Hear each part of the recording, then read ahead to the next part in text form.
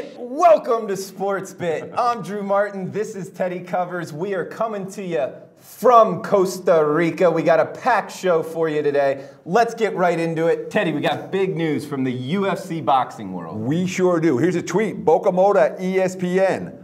Breaking. Nevada Commission has approved Mayweather Promotions' request to promote the boxing event on August 26th, per Chairman Anthony Marnell. This may finally be the Mayweather-McGregor game on signal.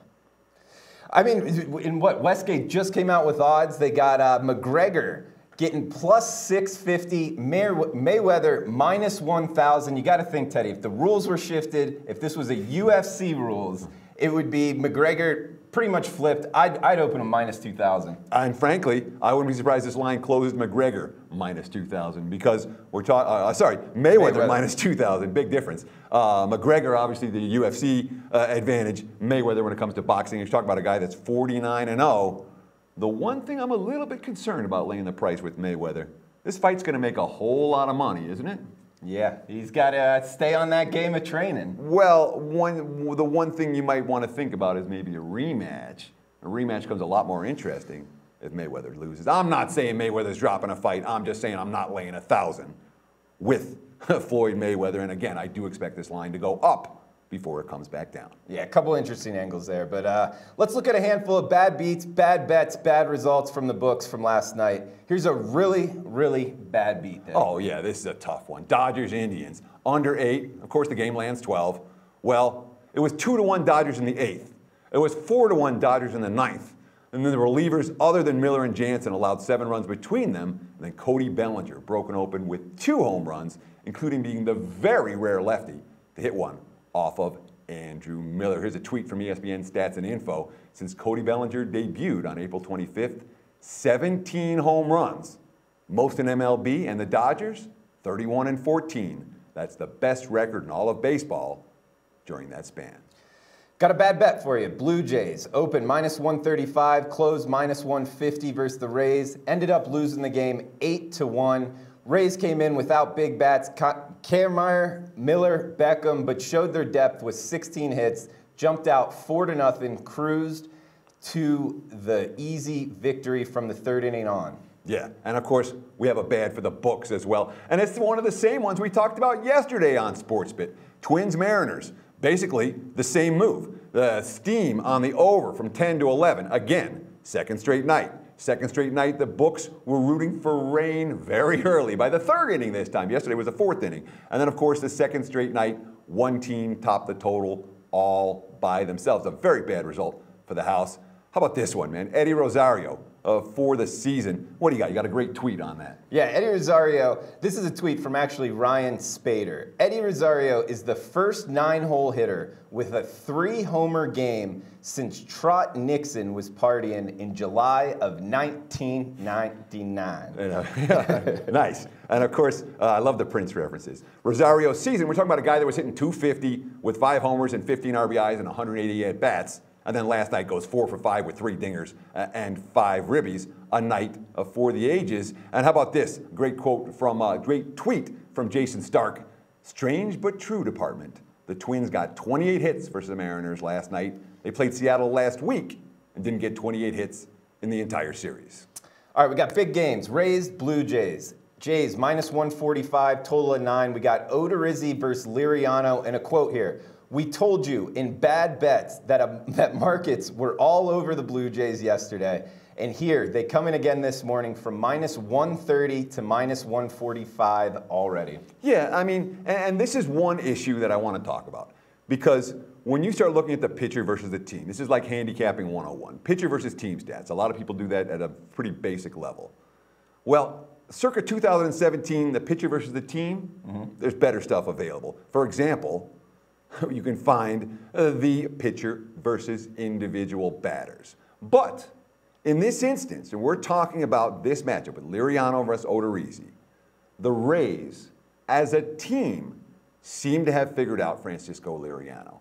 When you're trying to beat Liriano, it's real simple. He dances around the zone, and if you can avoid swinging at balls against him, you're going to do well. So look at the numbers right here. Great graphic. Here's Tampa Bay versus everybody else for the season. all right? Liriano's been mediocre. He's been awful against the Rays. And this is really one time where the team versus the pitcher logic fits.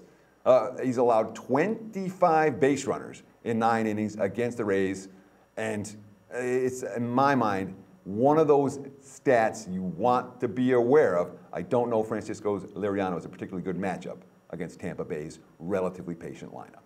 Yeah, that's an interesting stat. You know, the keeping is not just going up there and hacking versus Liriano will really help him. But we got something on Jose Bautista as well. His average down under 230 on the season. And if you check out this graphic here, Bautista's K rate in 2014 just over 14%, elevated every year to this year just under 25%. Every 1 out of 4 times he's stepping to the plate, he's striking out. Sure, and Bautista's decline, definitely a piece of the puzzle for Toronto's weakness so far this season. I want to talk about Jake Odorizzi here for a minute because we talk a lot about the advanced metric stats here on SportsBIT and why those stats are so much better than the mainstream stats. But there are exceptions to that rule, and Jake Odorizzi may be one of those guys. Let's call him a FIP violator, FIP meaning fielding independent pitching. Because the one area where the advanced metric stat of the FIP comes up noticeably short is pitchers that get a lot of fly ball outs as part of their makeup. So sometimes you see the gap between the ERA and the FIP and mean that the pitcher's lucky or unlucky when it comes to home runs on those fly balls. And the FIP certainly doesn't like pitchers that have low ground ball rates, like Odorizzi, who's what, about 37% ground balls this season. But when those stats when there's a dichotomy between the ERA and the fielding independent pitching stat and numbers year after year, well, maybe it's the FIP numbers that are coming up short. Look so far this season. Quick graphic here. Odorizzi, the ERA is 3.59, the FIP 5.03. It looks like he's been a little bit lucky. But then you go back over the last 3 seasons, and there's still a significant dichotomy over 400 innings.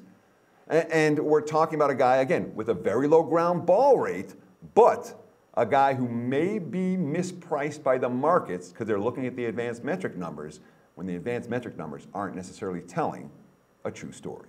Yeah, and the Rays have really been holding their own despite having some big bats on the DL. We know Kevin Kiermaier, who also hurts him in the field a lot, and also Brad Miller on the DL. Tim Beckham actually sat out last night, although keep posted to their lineup because there's a good chance Beckham will actually play this evening. But interesting stuff there on the Rays. So let's get into something else, though. Talking about the U.S. Open at Erin Hills, Wisconsin, starting tomorrow. Final course layout is set. We got just under 7,700 yards of course. First par 72 since 1992. Also worth noting, Thursday and Friday, almost 10 degrees above normal and really, really humid. So it should affect gameplay there, Teddy. One would think so. And again, I'm no golf expert. I don't want to pretend to be a golf expert. I've never been a golf expert. But what do? We don't know something. We talk to someone that knows something. Absolutely. Obviously, Brady Cannon, great interview. Had an opportunity to talk with him earlier in the week. And I just want to give some brief bullet points of some of the things that he said about this particular U.S. Open. Boy, we've seen a ton of DJ money. I mean, I saw it down to 3-1 at some books. Crazy. You know, maybe 8-1 you take a shot with them. 7-1, 3-1, not a chance. He's the most public golfer out there. If you want to bet DJ, you might want to do that in the matchups. And of course, he is a defending champ. He won last year at Oakmont.